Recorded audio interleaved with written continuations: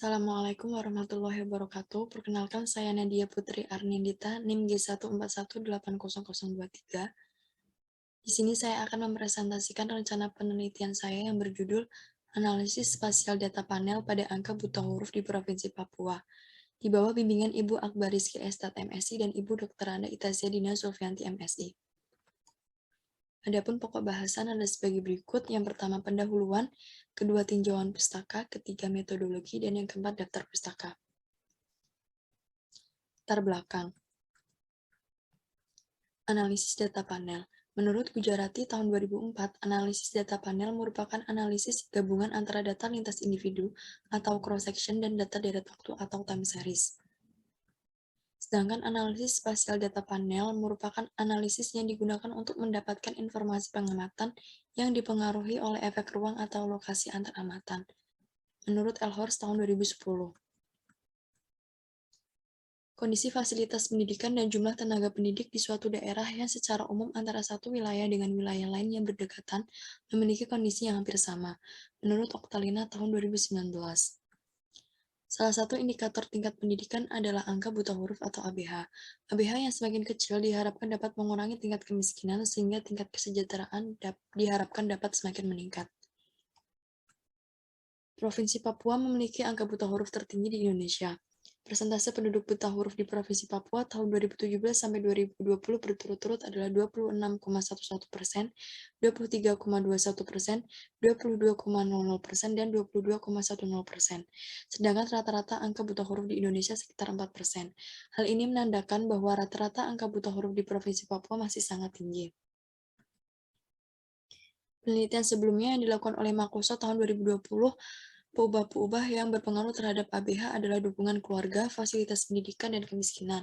Sedangkan penelitian yang dilakukan oleh Jessica et al. Tahun 2017, peubah-peubah yang berpengaruh signifikan adalah tingkat pendidikan, fasilitas pendidikan, dan tingkat kesehatan. Selanjutnya, penelitian yang dilakukan oleh Wahyuni et al. Tahun 2017, peubah-peubah yang berpengaruh adalah PDRB, kemiskinan, dan keterbatasan ekonomi. Dan penelitian yang dilakukan oleh Maharani tahun 2016, peubah-peubah yang berpengaruh adalah angka partisipasi murni SD dan sederajat, angka partisipasi murni SMP dan sederajat, dan angka partisipasi murni SMA dan sederajat. Tujuan penelitian saya adalah yang pertama menentukan model spasial panel terbaik berdasarkan matris pembobat spasial dan menentukan peubah-peubah yang memengaruhi angka buta huruf di Provinsi Papua. Tinjauan pustaka. Analisis data panel. Analisis data panel memiliki tiga pendekatan, yaitu yang pertama common effect model atau model pengaruh gabungan, di mana model ini tidak memerhatikan adanya unsur pengaruh individu maupun waktu sebagai penyusunnya.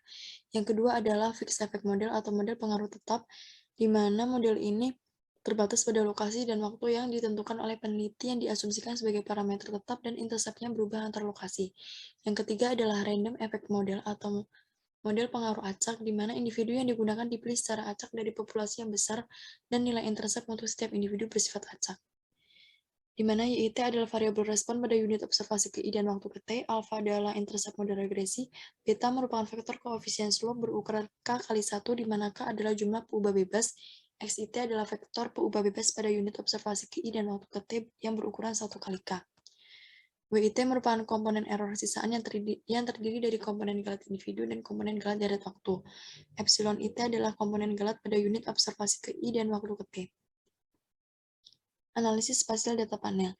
Analisis spasial data panel memiliki dua model. Yang pertama adalah spatial autoregressive model atau SAR, di mana model ini ditandai dengan peubah respon yang memiliki spatial lag menurut Elhorst tahun 2010. Yang kedua adalah spatial error model atau SEM, di mana model ini ditandai dengan sisaan yang memiliki korelasi spasial menurut Elhorst tahun 2010.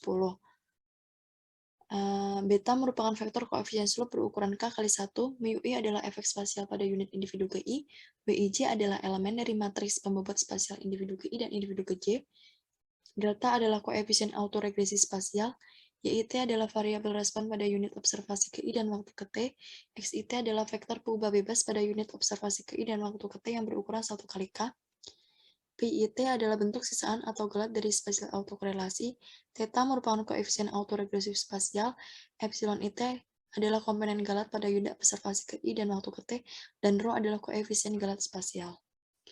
Berikut peubah-peubah yang akan saya gunakan pada penelitian ini. Data yang diambil dari data sekunder dari publikasi Badan Pusat Statistik atau BPS di Provinsi Papua tahun 2017 sampai 2020. Prosedur analisis, eksplorasi data, dan analisis data panel. Yang pertama, transformasi data menggunakan logaritma natural, kemudian eksplorasi data untuk melihat pergerakan angka buta huruf tahun 2017 sampai 2020 di tiap kabupaten kota dan melihat sebaran ABH tiap tahun melalui peta tematik. Selanjutnya, memeriksa multikolinearitas pada peubah bebas.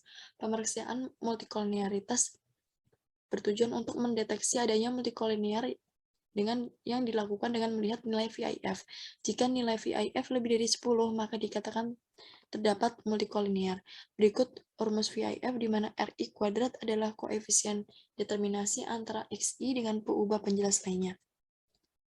Selanjutnya melakukan uji Chow dan uji Hausman untuk menentukan model panel.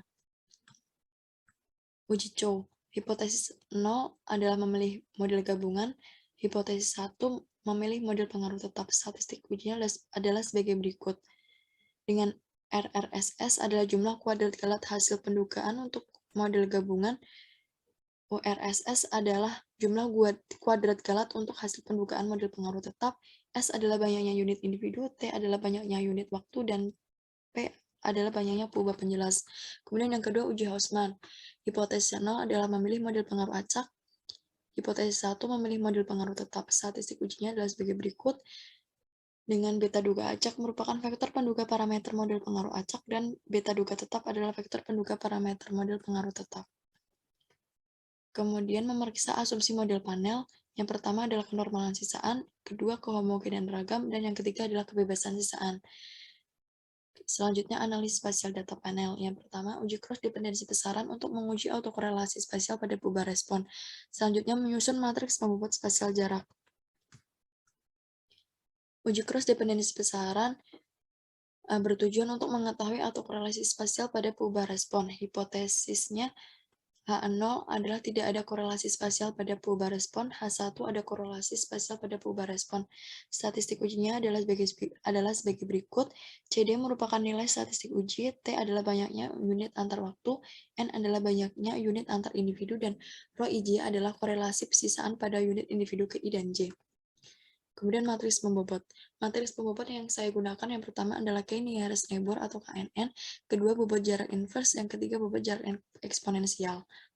Di mana WIJ adalah elemen matriks pembobot spasial pada individu ke I dan ke J, dan DIJ adalah jarak Euclid. Kemudian selanjutnya menguji autokorelasi spasial pada tiap-tiap matriks pembobot menggunakan indeks Moran. Autokorelasi spasial adalah adanya suatu kemiripan objek berdasarkan kedekatan lokasi atau spasial. Jika terdapat autokorelasi spasial, maka pengamatan di suatu lokasi berpengaruh terhadap pengamatan di lokasi lain yang berdekatan. Menurut Anselain tahun 1988. Autokorelasi spasial dapat dideteksi dengan uji indeks Moran, di mana uji hipotesis sebagai berikut. H0 adalah tidak terdapat autokorelasi spasial, dan H1 adalah terdapat autokorelasi spasial. Statistik ujinya adalah sebagai berikut, di mana I adalah indeks Moran, N adalah banyaknya lokasi kejadian, XY adalah nilai pada lokasi I, XY adalah nilai pada lokasi J, X bar adalah rata-rata nilai amatan, dan WIJ adalah elemen matriks pembobot spasial wilayah ke I dan wilayah ke J. Selanjutnya, uji pengganda Lagrange untuk menguji interaksi spasial pada data. Uji pengganda Lagrange memiliki dua model. Yang pertama ada spatial autoregressive model atau SAR, di mana H0 adalah tidak ada spasial lag pada peubah respon, dan H1 adalah ada spasial lag pada peubah respon. Statistik ujinya adalah sebagai berikut. Kemudian yang kedua adalah spatial error model atau SEM, di mana hipotesis 0 adalah tidak ada autokorelasi galat, dan hipotesis 1 adalah ada autokorelasi galat spasial.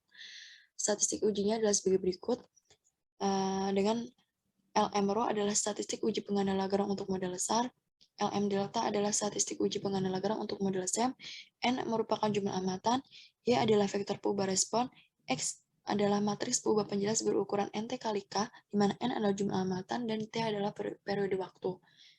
Sigma kuadrat adalah kuadrat tengah galat dari model data panel, I adalah matriks identitas berukuran T kali T, W adalah matriks pembobot spasial berukuran N kali N, E adalah vektor galat dari model data panel, dan beta duga adalah vektor penduga koefisien slope dari model panel. Selanjutnya membandingkan nilai kebaikan model untuk menentukan model terbaik.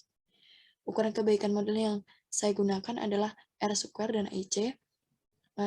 Rumus dari R² itu sendiri adalah 1 dikurangi RSS per TSS, di mana RSS adalah jumlah kuadrat sisaan dan TSS adalah jumlah kuadrat total. Sedangkan rumus AIC adalah min 2 ln L plus 2K, di mana L adalah fungsi kemungkinan maksimum model dan K adalah jumlah parameter model. Yang terakhir adalah interpretasi model. Berikut daftar pustaka yang saya gunakan. Sekian presentasi dari saya, kurang lebihnya mohon maaf. Terima kasih. Wassalamualaikum warahmatullahi wabarakatuh.